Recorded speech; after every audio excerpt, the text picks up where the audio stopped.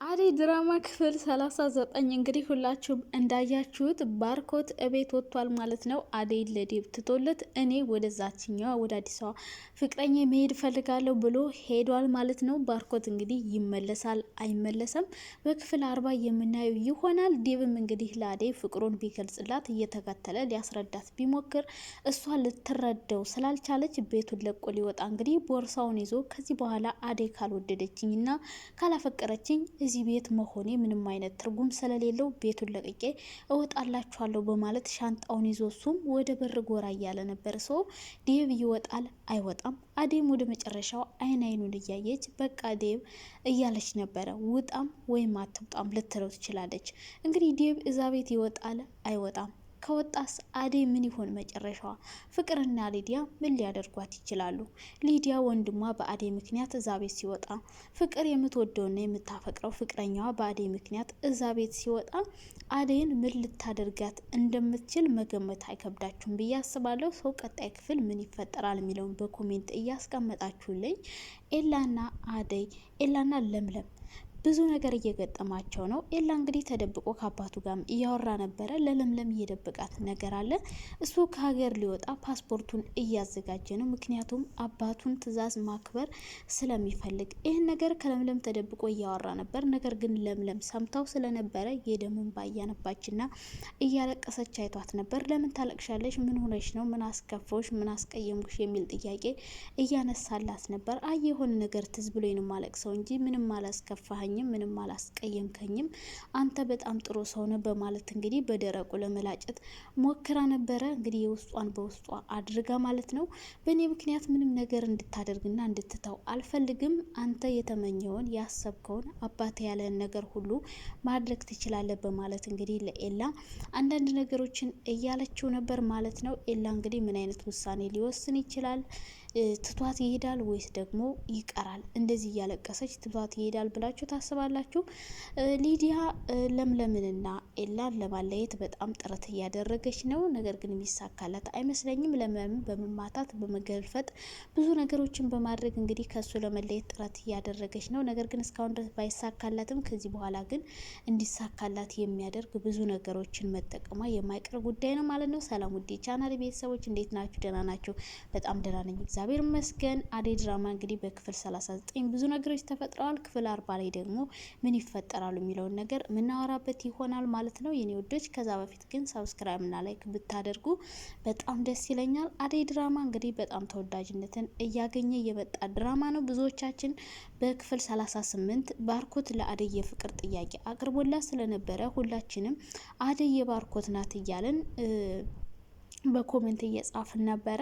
ነገር ግን ወዲያውኑ ነገር ተቀይሯል ማለት ነው። አደይም እንግዲህ ሄዳ ቤት ባርኮት የፍቅር ጥያቄ እንዳቀረበለት እና ከዚህ በኋላ ከባርኮት ጋር ልትሆን እንደፈለገች ለፍቅርና ለዴብ ነግራቸው ነበር። ዴብም ይሄን ነገር ሰምቶ በጣም አዝኖና ተክዞ በባርኮት ላይ በጣም አዝኖበት ነበር። ባርኮት እንግዲህ ከስራ ሲመለስ ዴብ እንዴት እንደዚህ ታደርጋለህ? እንዴት እንዲህ ልታደርግ ቻልክ? ምን አይነት ራስ ወዳድና ጨካኝ ሰው ነህ?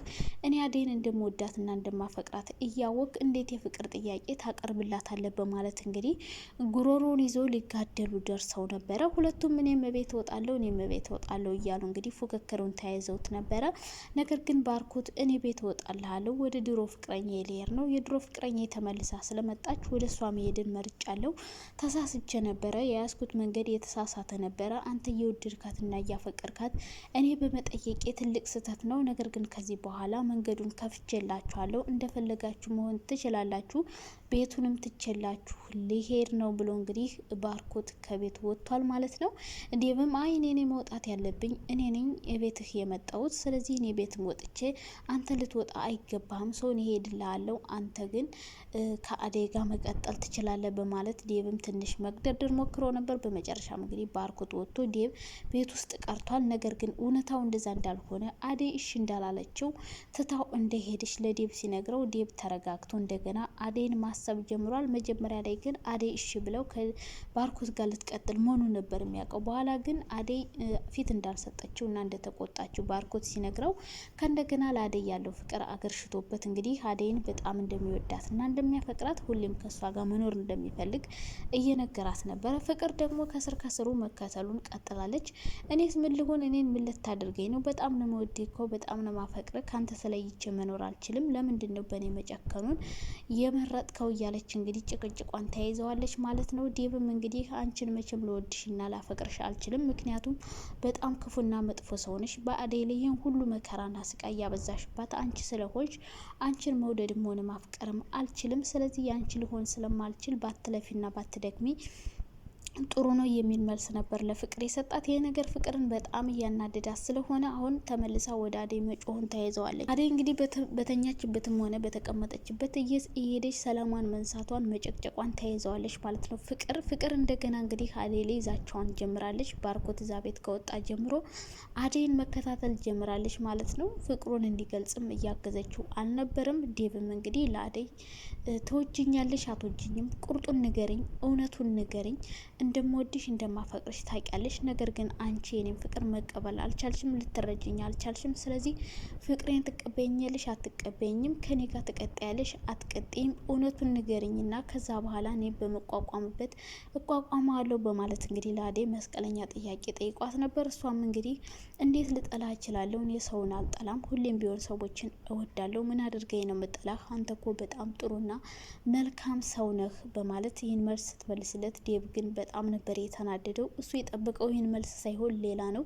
መውደድማ ተወጅኛለሽ፣ ነገር ግን በፍቅር ተወጅኛለሽ ወይ ታፈቅርኛለሽ ወይ የሚል ጥያቄ ነበር የጠየቃት። እሷ ግን ብላ ሌላ ነገር ልትቀጥል ስትል መስማት ስላልፈለገ ቦርሳውን ይዞ መውጣትን መርጧል ማለት ነው። አደይ ካልወደደችኝና ካላፈቀረችኝ ከኔ ጋር ካልቀጠለች እዚህ ቤት መሆኔ ለእኔ ምንም አይነት ትርጉም የለውም፣ ምንም አልፈልግም እዚህ ቤት መሆን በማለት እንግዲህ ሊወጣ ነበር ማለት ነው። እንግዲህ በአደይ ምክንያት ዴብ እዛ ቤት ወጣ ማለት አደይ ምን አይነት መከራና ስቃይ ሊደርስባት እንደሚችል ስለምታውቅ እንደምንም ብላ ዴብን የምታስቀረው ይመስለኛል። ዴብ እዛ ቤት የሚወጣ አይመስለኝም። ባርኮት እንግዲህ ወደ ድሮ ፍቅረኛው ሄዷል ማለት ነው። ይቀጥላል ወይስ አይቀጥልም?